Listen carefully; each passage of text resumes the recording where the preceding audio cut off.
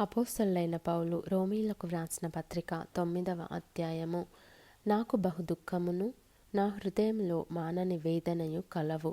క్రీస్తునందు నిజమే చెప్పుచున్నాను, అబద్ధమాడుట లేదు. పరిశుద్ధాత్మయందు నా మనస్సాక్షి నాతో కూడా సాక్ష్యమిచ్చుచున్నది.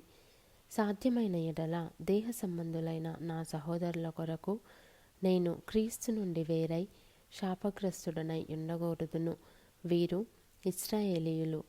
దత్తపుత్రత్వమును మహిమయు నిబంధనలును ధర్మశాస్త్ర ప్రధానమును అర్చనాచారాదులను వాగ్దానములను వీరివి.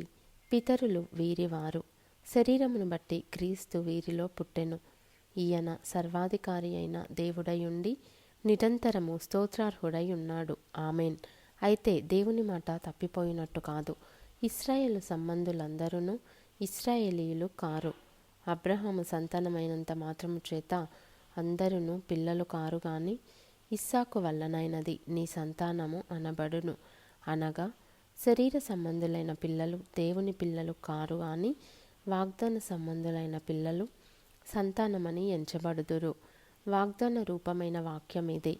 మీదటికి ఈ సమయమునకు వచ్చెదను, అప్పుడు సారాకు కుమారుడు కలుగును.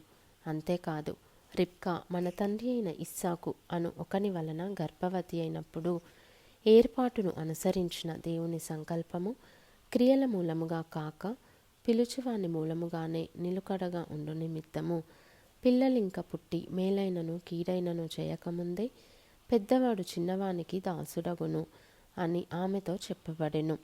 ఇందును గూర్చి నేను యాకోబును ప్రేమించి తిని ఏశావును ద్వేషించి తిని అని వ్రాయబడి ఉన్నది. కాబట్టి ఏమందుము? దేవుని యందు అన్యాయము కలదా? అట్లనరాదు. అందుకు మోషేతో ఈలాగు చెప్పుచున్నాడు, ఎవనిని కరుణింతునో వానిని కరుణింతును, ఎవని ఎడల జాలి చూపుదునో వాని ఎడల జాలి చూపుదును.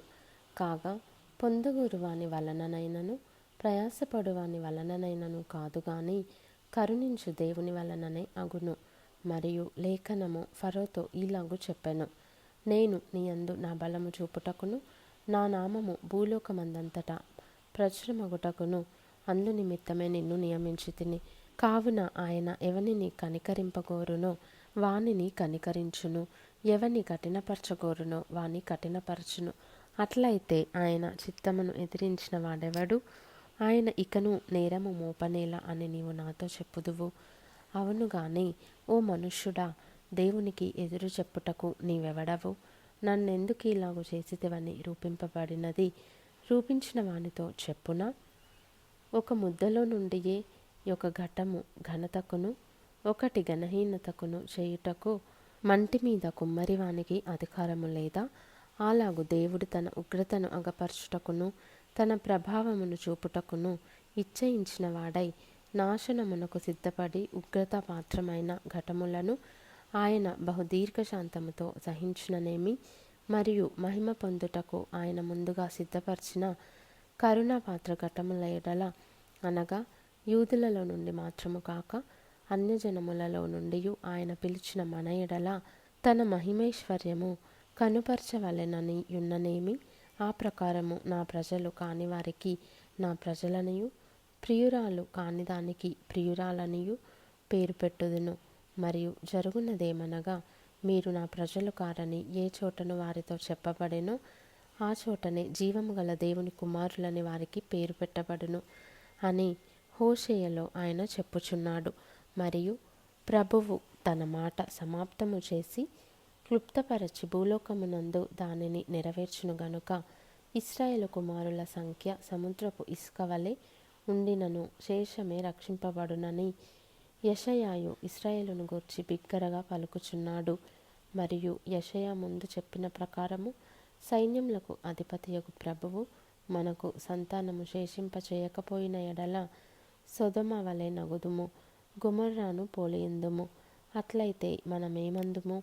నీతిని వెంటాడని అన్యజనులు నీతిని, అనగా విశ్వాసమూలమైన నీతిని పొందిరి.